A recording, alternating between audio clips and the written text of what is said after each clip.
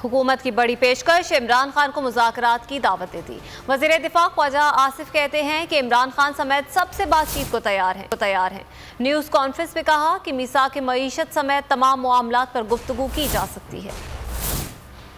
पाकिस्तान और पाकिस्तान के अवाम की खातिर जो है कभी भी ज़ाती अना या सियासत जो है वो आड़े नहीं आ सकती। तब मीसाक जो है अगर मईशत पे होना है तो बिल्कुल 100% हम हाज़िर हैं।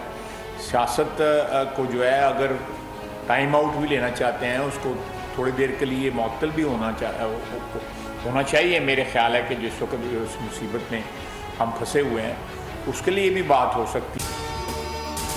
अगर आपको ये वीडियो पसंद आए तो लाइक पर क्लिक करें।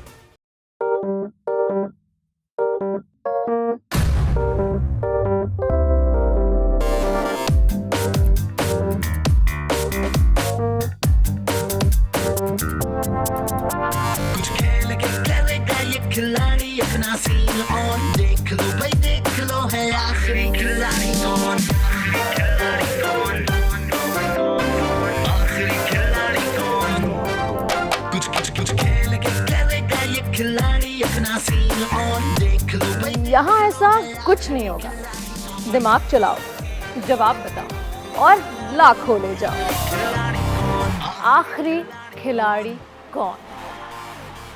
सबसे ज्यादा व्यूज, सबसे ज्यादा रील्स और सबसे ज्यादा रेटिंग के साथ बोल अब भी नंबर 1 पोजीशन पर बरकरार।